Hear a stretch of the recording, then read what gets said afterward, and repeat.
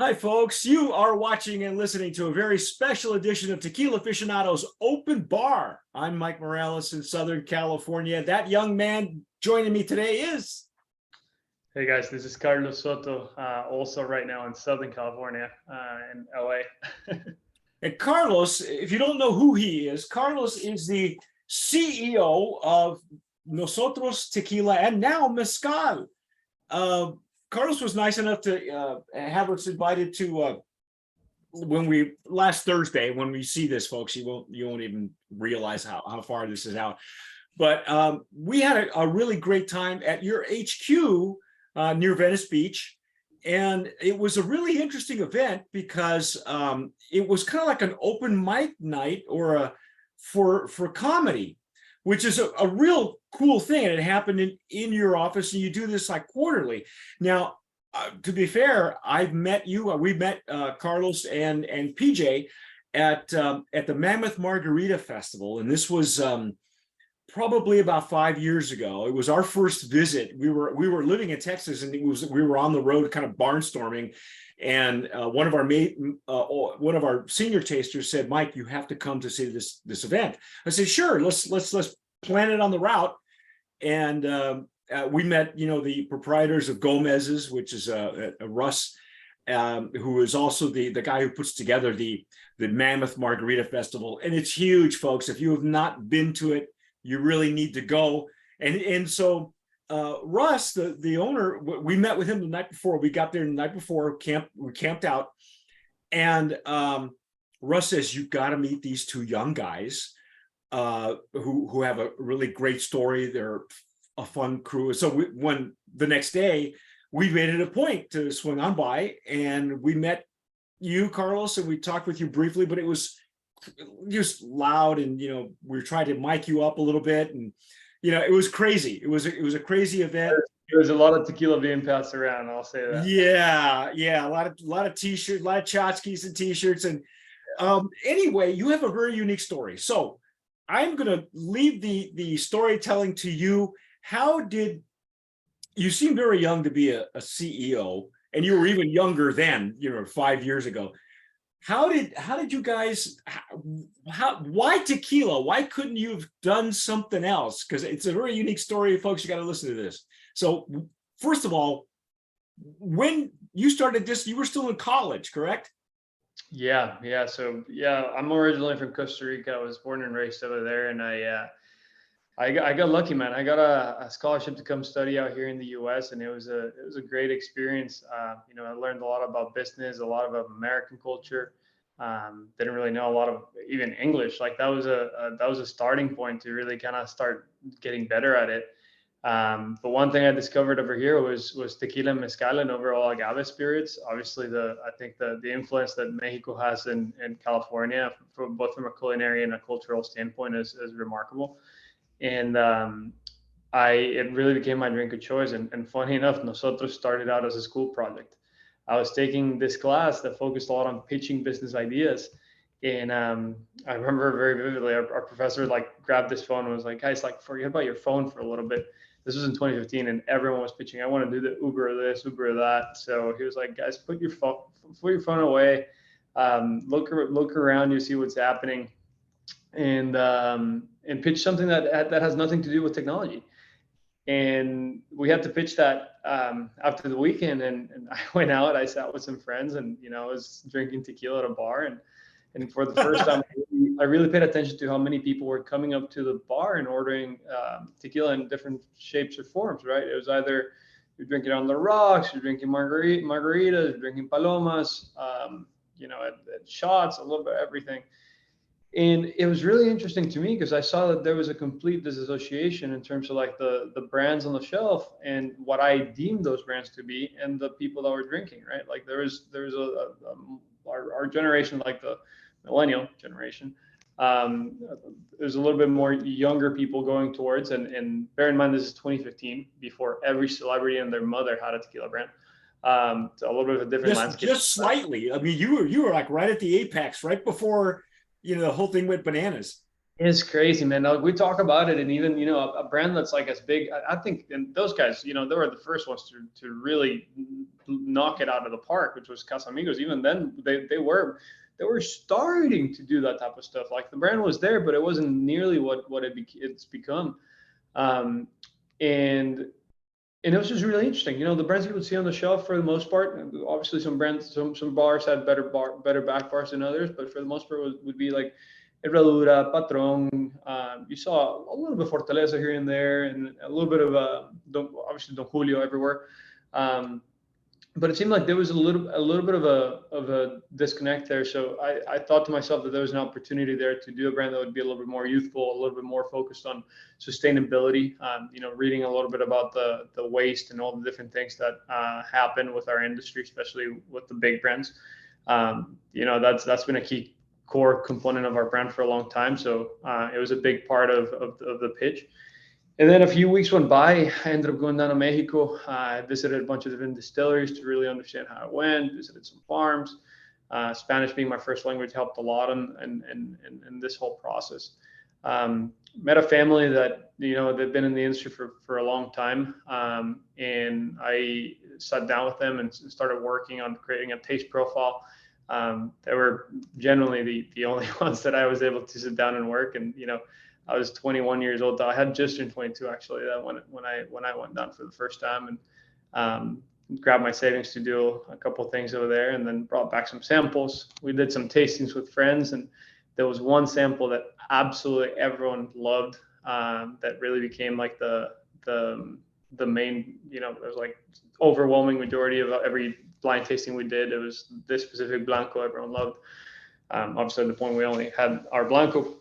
And then started working on it and decided to, you know, kind of keep building the idea. And a friend from Costa Rica helped me put together the design of the bottle. Her name is Silvana. She was a super talented artist.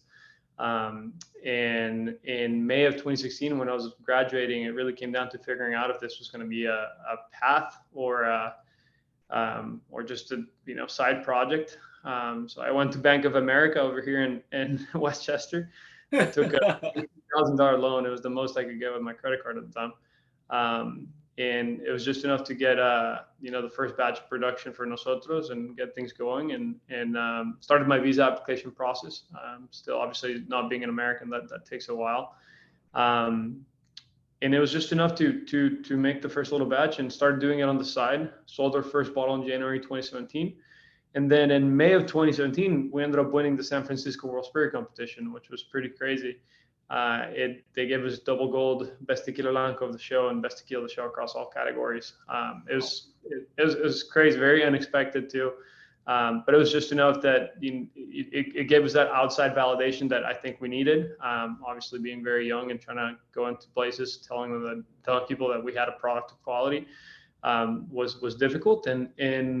And this gives that outside validation, and we got a purchase order from a big retail partner, and it was just enough to go full time into the business. And now we've been in business for 5 years, almost Well, 6. Yeah, you have your HQ, which is looks like a converted warehouse. It's a brick building on the outside. One thing we didn't do is take a picture of there's a sign that says Nosotros on it. It's like, oh wow, look at that. But it's got that kind of a New York vibe where it's the old factory, an old area that has been gutted and revamped, and the inside is beautiful. But so now you've got a full line. You've got your Blanco, your Reposado. You have the Añejo, you call it, it's got a name like Madera. Madera, right? It's wood. Mm-hmm. Yeah, and now this one, from what I found on your website, this one's aged a little bit longer than how many months is your Añejo aged? So our Madera came out at it's a blend of 20 and 21 months usually. That's the range right when we're going to take it out. And the reason why we did that was just because our Reposado is already very aged. Our Reposado sits at 11 months right now. So we wanted to just do something that would truly differentiate itself a little bit more from our Repo. So, and the exciting thing is, since I saw you last, this is the new logo, which didn't exist at the time. Mm-hmm. And there's a cool Easter egg in here that a lot of people don't. Yeah, it's even behind you. It's actually behind you too. Yeah, this was our I have an old bottle over here, which is a fun one. The Blanco. Yeah. Yeah, we decided to move away from the agave just because as more and more brands kind of popped up, it seemed to be a very generic placement over there, and we wanted to have something a little bit more unique and more personalized to our story. Yeah, well, I'm gonna get to the idea of the toucan, which is really cool. But this is brand new. So in the 5 or 6 years that last time we saw you, you've expanded the line. And what made you want to go into mezcal, other than it's the, it's the natural progression of the industry because that's where it's headed, obviously. But for you, why did you want to go into the mezcal when you had probably a baseline of rum and then tequila? So what prompted you to go this route? Mezcal was honestly more of a passion project than anything else because we started doing that in 2018. At least the process of visiting Oaxaca and like starting to understand a little bit more of it.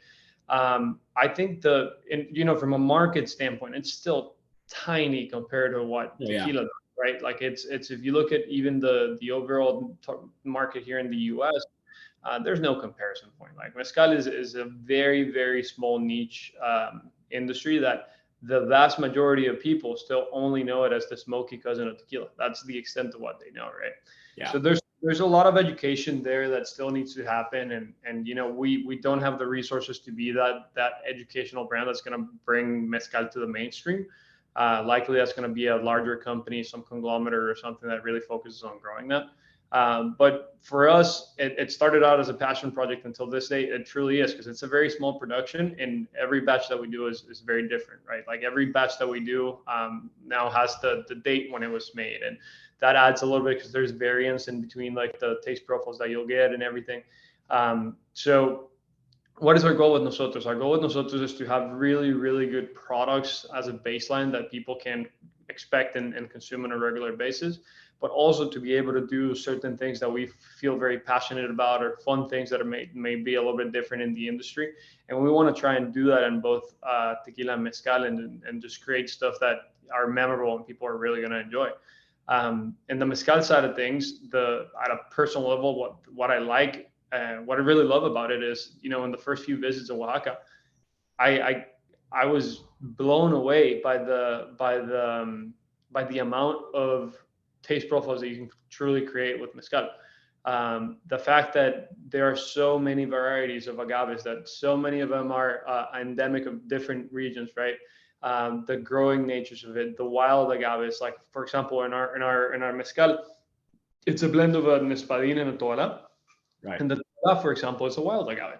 Toala, if you plant them next to one another, and when they reach the years 3 and 4, it's an agave that has to grow 15 years for the most part, between 12 to 15 years. But if you plant them next to one another, they're going to compete for resources and they're actually going to kill each other. So they have to be relocated to different areas, and it's not an agriculturally easy agave to work with at all. It's very endemic to the area of Mahuatlán in Oaxaca, which is 2 hours away from like downtown Oaxaca, and it's a very specific region. And it felt like the care and love that these agaves need and that a lot of these farmers are putting into it makes for such a different approach and product overall than what a lot of people are used to. To me, was what it really attracted me to go into mezcal as a whole. More than the spirit itself and the taste, which I absolutely love, is really the impact and the artisanality that goes behind creating a bottle of mezcal. Because contrary to tequila, obviously tequila, there's a little bit of everything. You have the small guys, you have the middle guys, you have the big guys, you have a little bit of everything in between. But mezcal, truly, the vast majority of producers, with a few exceptions, are very artisanal and very small producers, and I think that is something that is very remarkable in this day and age. Yeah, it's I know a lot of the wine people that we associate with have actually said that mezcal is really very much akin to wine, and when you talk about tequila terroir versus what mezcal terroir is, I think mezcal defines it much better. because it really does depend on the microclimate, the hand of the maker, the way it's made, how it's distilled, whether it's copper pot, whether it's olla de barro, which is clay pots. All of that makes a big difference. 100%. And not to say with tequila, you have a lot of different things that you can do too, in terms of like where, for example, your agaves grow, and even like the quality of the bricks when you're pulling the agaves. Like there's so much different that comes into it.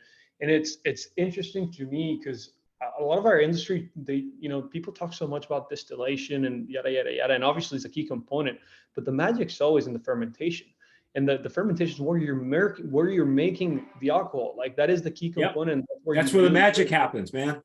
Exactly. It's the place. And even the difference, for example, that in tequila you're fermenting without the agave strains, for example, right? Like those are usually separated, and you're just fermenting the juice. When mezcal, the vast majority of people are fermenting in open pine tubs with the fibers. Yeah, with the fibers, and that just sets for a different tone altogether of the process that you're doing. And that little difference is going to play such a big role in what area you're doing it, and where those fibers exposed to, right? The bacteria that they're going to develop, they're going to be different. So that to me is really cool, and it's something that separates it from tequila without taking any worth or any special, not to say that tequila is not special by any means, because it truly is. I mean, there's a lot that you can do on that front. It's just a completely different process. Yeah, it's night and day. There's a famous video that I like sharing with a lot of people, and it's in our consumer catador course. It's Ron Cooper, who's a good friend of Tequila Aficionados, and he was actually a neighbor of mine when I lived in New Mexico. I lived in Albuquerque. He lived in Taos, and I had no idea he was living there. And he was the one that actually exposed me to what mezcal is. He's the first guy to bring across mezcal with Del Maguey. Yeah, so he's the father of mezcal in the U.S. Yeah, exactly. And anyway, there's a famous video of him talking about how every 100 meters in the atmosphere, there are microbes that affect what goes in the finished product of the fermentation tank. And like you, I sincerely believe that that's where the magic happens. And he has a wonderful quote that I'm going to use in my future book, where I'm going to paraphrase here, where he says that industrialization doesn't leave any room for God. And when I like that. When a palenquero puts together, he grows it, he puts it together, he farms it. You said the care and the love he puts in it, and he got, move them around, and then it's not tough to, and then you harvest it, and then at some point you have to let go. You don't have control over the fermentation. You're not going to throw accelerants. You just do it like they've been doing it for centuries, right? And many times I've seen pictures, I don't have one personally, but I'm going to get one, where they just stick a cross in the middle of the mash, and it's like, now God's got it, and you're just going to sit around and wait for how many days the fermentation takes. And then you continue on with the process, whether it's the distillation and all that. I need to send you after this. Remember to send you. I'll send you some videos over here from our palenque. Actually, I was just down in Oaxaca a couple weeks ago, and we were pulling some stuff, and it was really funny because we opened some of the fibers, and there was just one thick fiber that was like stuck in like almost like a cross shape. And it's really funny you say that, because they pulled it out, and everyone's like, oh, this happens every once in a while, and it's like it's a message from God, from the angels, from God. It's that, people forget that distillation, when it was brought over to the Spanish, right, when the Moors brought distillation to the Spanish, it was considered magic, it was considered alchemy, and now it's industrialized. We're taking the magic all out of it, and that's the love for me about mezcal, is that the magic is still here. And I loved also that yours is a medley. I call two plants a medley. 3 plants is known as an ensemble for me, but you'll see it, labeled ensemble. It's only two plants, two different plants. The main difference is whether or not they're cooked together, right? So the way legally, at least or the way most mezcaleros will look at it is did you cook the two types of or three types of agave separate and then mix them after the fermentation, or were those put in the pit altogether? all together, cooked together, and they move to fermentation together? Because it really does have a little bit of a different feel to how it goes. And ours, we call it an ensemble too, because it is cooked together from start to finish. Excellent. Okay, that makes sense. I love it. And we were lucky. Alex Perez and I, Alex Perez, the founder of Tequila Aficionado, and we had a chance to taste it because it was our first sample of that. We had not been able to get samples from you guys because you've been too busy growing the brand, you and PJ. And tell me, now that you've been in the business for a certain amount of years, what has changed for you from when you started, when this was a project to now? Because technology has, I tell people, Tequila Aficionado grew up with the internet, and now the internet, everything changes so much faster. What have you noticed since the time you started to now, besides the celebrity stuff that we talked about earlier? Yeah. I mean, I think we can skip that part just because obviously it's. I feel like a lot, at least in our industry, a lot of your listeners have heard about it, and there's. We're not going to turn another stone here talking about celebrity tequilas or what. Well, I don't know. I still have a bone to pick with you, but I'm going to do that a little bit later. Go ahead. Tell me what. Can you tell me what the changes are that you've seen? It's really interesting. You mentioned technology and a little bit like the social media and how those things come to be. And when Nosotros was starting, thankfully there wasn't as many brands around, and we had the opportunity to really establish ourselves as a smaller brand. And I think we were lucky that we had a big mentor of ours has been David Perkins. He was the former founder of High West Whiskey. And one thing that he always shared with us was the importance of doing liquid to lips and really taking product to people, right? Mm-hmm. That was the approach we had, and naturally, because that's such a human intensive thing to do, we focused very, very locally to start. In the first few years of our brand, we were super focused just on our immediate surroundings, and for better or worse, and that made us not have too much volume, but it gave us really solid feedback as to what worked, what didn't, how do we build partnership on the on-prem, how does the off-prem, the retail side of the business work, right? So we were able to build a solid foundation, and now that it's become a lot more competitive, we have a solid foundation that we've been able to grow the business on. On the tech side, it's been really interesting because before we obviously gave a lot of push into the digital to try and draw people to try our product. I think that field is now more than ever getting a little bit crowded. I think the reach that you can get with it has come down. I know there's been some change of policies too within like some of these big tech companies in terms of how you can target ads and that type of stuff.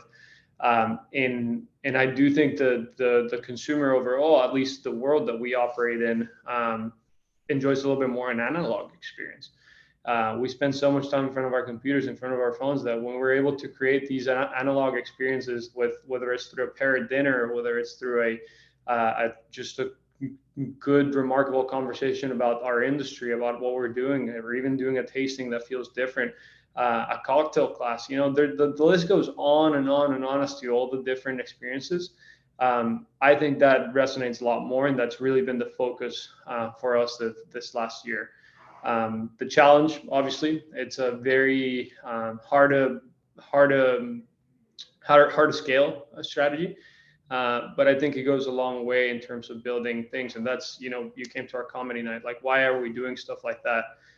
That started because. Yeah, explain that, would you? Because that's another unique story no one's ever heard. I mean, it was almost like an underground comedy club. It was cool. It is. It truly is. It truly has been an underground comedy club in some shape or form, right? We don't charge anything for it. We just ask for donations for the comedians, and the reasoning how it started was truly, we were chatting with a bartender at a bar, and this was during I'd say like right around like when the pandemic was at a high, but it was starting to come down a little bit. he was sharing with us that they were doing a lot of shows on Zoom. And I was like, how are you doing that? Like, do you have to like deliver a joke and then you wait for like? And he was like, yeah, there's like lag and like, and we basically told him like, yeah, let's grab a couple people, like we'll create some like little bubbles here. We'll do it at our office. We have a little bit of space. And we did the first one and it was a total success. People had so much fun. And as things started opening up, we started growing and people started talking about it, and it grew very organically. And there's a very big link between stand-up comedians and bartenders, at least here in LA, Southern California though. And I think it's something that replicates in every big city in the US.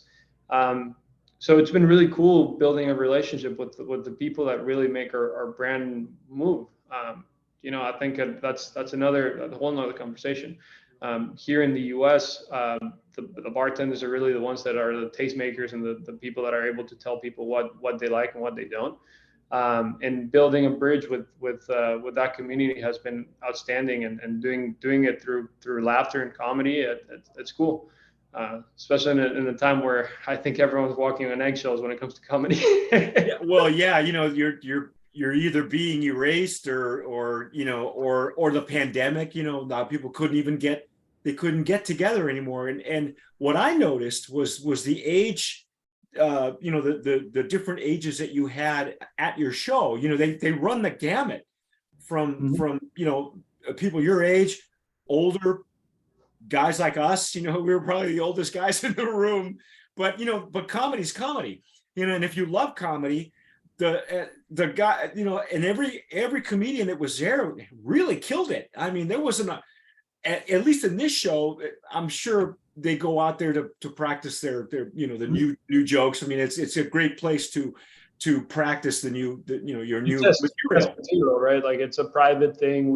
Nobody's recording you. You're gonna read the room and see how it goes, and that's a little bit of the beauty of it.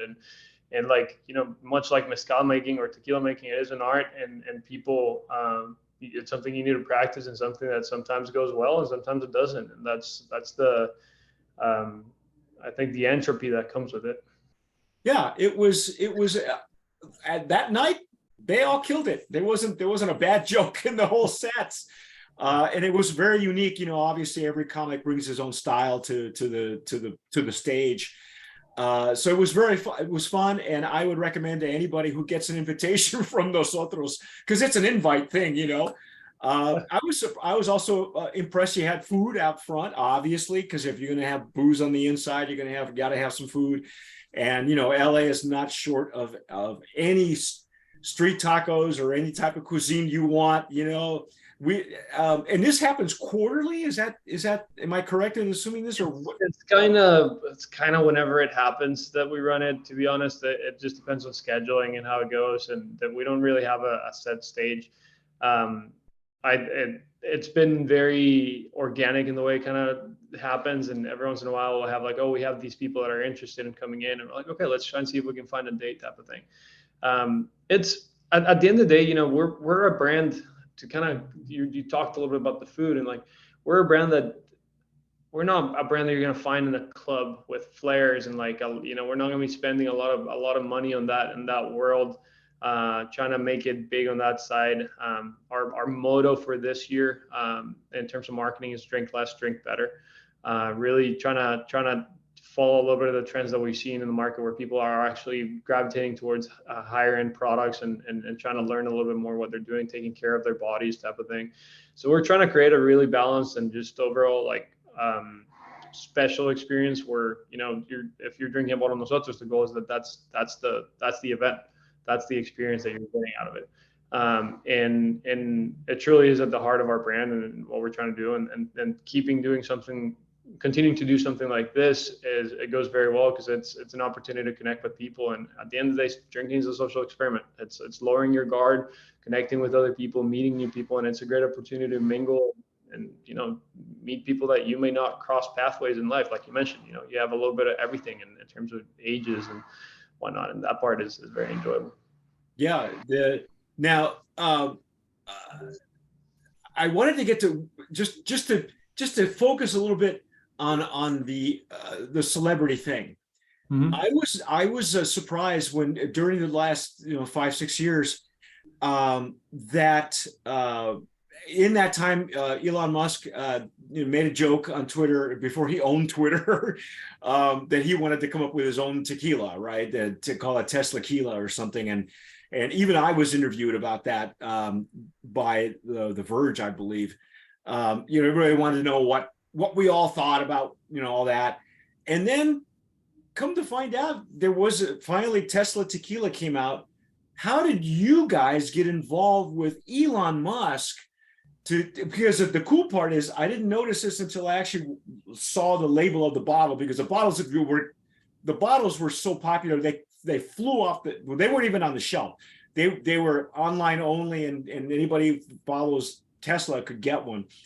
But they had your names on it. So how did you guys get together with Elon? How did you guys make that happen? Can you even So tell the story in the background? there's some stuff I can share. Yeah, there's that was the first añejo we ever made. We only had a blanco reposado, and we ended up doing something that was very unique for them. I think the first thing is, never, it's not a project we did with Elon by any means. We had an existing relationship with the company of Tesla as a whole, because our offices are closed, and for us, the Tesla consumer is very interesting as somebody who cares about the environment, sustainability, willing to try new things, and there's definitely a correlation there in terms of our markets, and their team is fantastic. Just a lot of really really driven people and passionate about what they're doing. So it was really easy to work with them. When this whole process started, we were invited to submit our product into a blind tasting that they were going to conduct. I know they did it with a bunch of different brands, and they ended up choosing us to work with them. And we work with the design team specifically. It's led by Javier Verdura, who's actually from Ciudad de Mexico originally.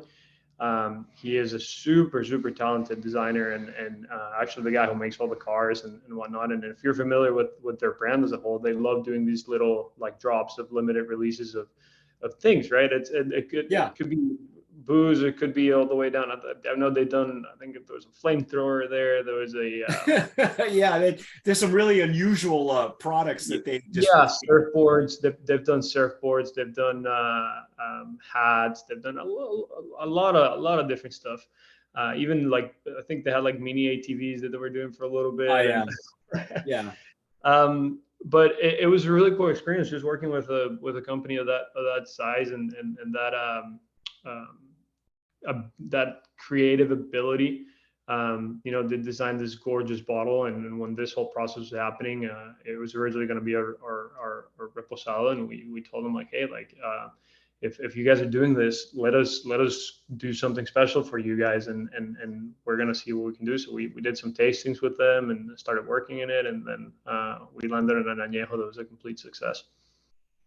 Yeah, it was a raving success. I mean, that everything was scooped up, and even empty bottles are being sold for like $1,200 or something crazy like that.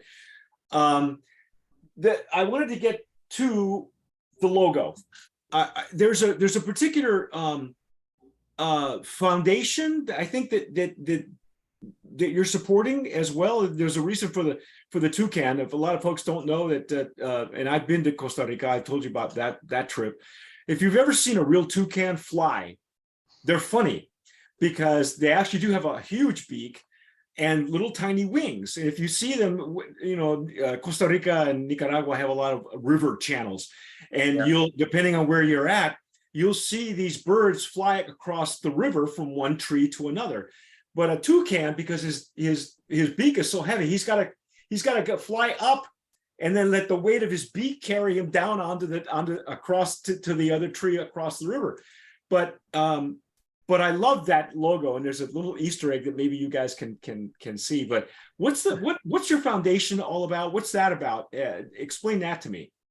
For sure, and I guess I'll explain the logo first, and then move into the foundation and what we work there. And the logo, when we started really pinpointing, where we wanted the brand to go, we wanted to have something special that really marked what Nosotros would be, and like a way to remember it. and we landed on this toucan, and the whole idea with it, it's a bird that you actually find in Costa Rica, as you were describing, right, where I was born and Yeah. raised. A lot of the roots, a lot of our team is actually from Costa Rica too. It's a bird that you find in Mexico, and the southern part. That's actually a lot of people don't know that, but the southern part actually has a lot of toucans over there. Obviously, key component of our brand, where we make all of our juice, and our team production, our whole production team is down there. And then it's the what am I looking at over here? There's a little hidden in the wing, which is it's actually the state of California where everything came to be. Yeah. People sometimes love that. If we're in Texas, people don't love it too much. But well, you know, they got a tequila with it that's made in a bottle that looks like Texas. So, and I know, exactly. and I know them too. But yeah, that was very cool that they, you know, your graphics artist, and that was another interesting story. You keep finding these artists. You know, it seems like Nosotros is doing a lot of collaboration with people all over the world, you know, from Costa Rica, and then I guess tell people who the artist is, or where you found this person. We got introduced to a mutual friend. It's this girl out of Iceland. She was living in Iceland at the time, and our entire our entire company and our entire history, and it's just a recollection of people from different paths of lives, and there's a lot of serendipity for shit that happens over here that I don't even try to explain sometimes. You know, it just worked. I think she's actually living in Dallas now, last time I spoke with her. Oh, that explains it. Yeah, they all eventually wind up living in Austin someplace, you know, or Santa Fe. So that happens. Before I know you're tight on your schedule, and I want to make sure I'm you know, we take your time into consideration here. But now that you've been with the company and you guys, you know, you're seeing where everything's going, where do you see Nosotros now in the next 5? And again, I say 5 years because it used to be, you know, years ago you say, where do you see yourself in a decade? But now, because again, we talked about technology and how quick things are happening and how fast the market changes and moves. Because of social media and everything else, where do you see Nosotros now in the next 5 years? Do we, you know, what do you want to see for the brand? Totally. No, I mean, we've definitely grown. We've definitely become a much stronger brand, at least in some markets. You know, California has been great to us. Illinois is great. Texas is starting to grow too, and it's such a big market, and so many lovely people out there. It's a market that we have our crosshairs in, and that we definitely want to start growing out there. We've been focused a little bit more too in Mexico. Mexico overall as a market is fantastic, and you know, we have some really good relationships in Ciudad de Mexico and Guadalajara, Puerto Vallarta, different areas over there that we've been starting to grow in. To be completely honest, is just continue growing the Nosotros brand and taking our message to new places and new spots. You've had the opportunity of seeing it from almost from the start. But even with that, you know, in our background, there's a lot of people that don't even know what we are, or that we exist, right? So there's a lot of work to be done, and I think there's a lot of growth that happens naturally through word of mouth and continuing doing what we're doing. From a 5-year perspective, I'd love to continue doing the limited release type of thing, as we've been doing a little bit with our mezcal, and you got a chance to try our Madera cider. That one I fell in love with. That was just spectacular. We only got tiny samples of that. But when it becomes available, we would love to have it on our sipping off the cuff. But thank you. It was a limited release of 1,500 bottles that we launched just about 2-3 months ago. I think we have 200 bottles left. I need to check exactly where we're at. Wow. But it was for people listening. We did Mike, one of my business partners and co-founder of Nosotros. His cousin is the head cider maker of at Two Town Cider up in Oregon, and we brought down to Mexico some wet barrels of cider. They were formerly used by Woodford Reserve, and we aged our Blanco from start to finish for 22 months in there, and it was such a unique taste profile because it was something that you got so much Woodford nose, but then the taste profile really gave a lot of cider to it. You don't lose the agave; it still comes through. It's pretty prominent over there. You almost get like a little sandalwood in the back end. So if you're a whiskey drinker, I've told a lot of people this is arguably the best tequila you can drink if you're a whiskey drinker. Oh yeah. Yeah, it's a you know well, we fell in love with it, and we only got a little bit of that on in the rocks glass, and it was enough. It was the nose itself was enchanting, and I can only and it's again, it's a rare thing when you have two of our tasters together tasting something that's off camera, because most of the time we get stuff delivered to us like like the mezcal, for instance, and it's me, and then we have 13 other tasters throughout the US, and we have one in the UK now. I always tell them, don't, if you get into it, don't tell me what you think. Let's do it on camera, because that's why it's called sipping off the cuff. So it's rare when two of us are in the same room together, and we're like, we're not even drinking it, we're just both nosing it, going, oh yeah, and there's this and there's that, and then you take a sip and you go, oh my God, it's spectacular. I love that concept. I love the limited release thing, and the more, what I love is that your base juice, your Blanco, really lends itself. It's a strong Blanco. It always is, coming out of that distillery. And so what I love about it is that it's so well made that it allows you guys to be innovative and to be creative and go, hey, what would happen if we aged it in one of these, and then do it and see what happens. Thank you. And honestly, that's the, our main push has always been, sometimes people forget about the blancos. They think that it's going to be a mixing thing or whatever it might be. Bottom line, you can't have a good product if your blanco is not good. I personally, for the most part, 99% of the time I'm drinking blanco. Like, that's my go-to. Yep. And I appreciate that a lot, because it truly was a focus that we did. And to answer your question, going back to the 5-year mark, that doing more things like this is really what I would love to see our company continue doing. Doing things outside of the box, and we have the benefit, which is blessing and a curse. We're a small company, pequeñitos pero bravos, and then the idea with it is that we can make decisions quickly. If we want to try something out, maybe it sucks, but what if it's fantastic? And in this case, this could have been a complete failure. It could have tasted like crap, but it was very enjoyable, and we had a lot of people that really, really liked it. So doing more stuff like that. We have a couple of ideas that we've been working on with some cool partnerships along the way, and the goal is to bring in more people and just people I always see eye to eye with, and we can do limited releases like this and create something ephemeral in our industry that is not it's not usually too ephemeral. There's a lot of stuff that comes and just stays all the time. We talked a lot about art. I think this is our little I think this is a little opportunity to create some art in our own industry in some shape or form. Awesome. That's terrific. Well, folks, I'm going to let Carlos go. He's got a little tight on his schedule here, but I want to thank you, Carlos Soto, of the CEO of Nosotros Tequila and now Nosotros Mezcal. If you have not seen our Nosotros reviews, those are on our YouTube channel. We were one of the first ones to have the Blanco and Reposado. Myself and Dave Dinius had the tastings. We're going to continue on with the Añejo, hopefully, and then the Mezcal, and that'll be Alex and myself. In the meantime, where can folks find you? NosotosTequila.com, is that the website? Yeah, and we'll send you a little more of the cider for you guys to try too. So. Oh, that would be awesome. I'd love that. We'll work on that. Yeah. So in terms of it, depending on what state you're in, if you're in California, we have a lot of partners over here. Everything from Bristol Farms, Gelson's, Albertsons, Vaughn's, Pavilions, Ralph's, Total Wine and More.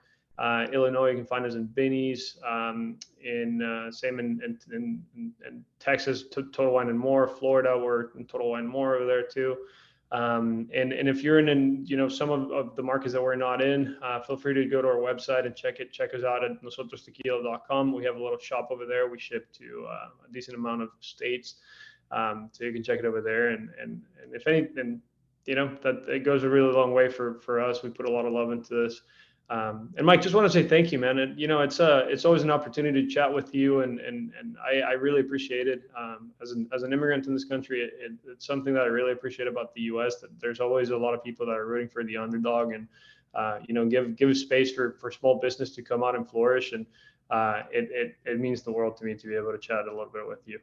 Well, thank you very much. I appreciate that, and it's always you know, that's what Tequila Aficionado has been doing for almost going on 24 years. Always looking for the next new brand, and you know, the brand of promise, which is what we name our awards every year. So definitely a brand of promise. That's Nosotros Tequila and also Mezcal. Try the Mezcal too. If you can get your hands on that cider barrel, holy cow, man, you guys are gonna love it. But that's us here. You have been watching and listening to a special edition of Tequila Aficionado's Open Bar. I'm Mike Morales here in the San Gabriel Valley of Southern California. Again, that gentleman out there is Carlos Soto, founder of Nosotros. Of Nosotros Tequila. Thank you, Carlos, for joining us. Have a great day. Appreciate your time. Whatever you folks are doing, tomar sabiamente, sip wisely.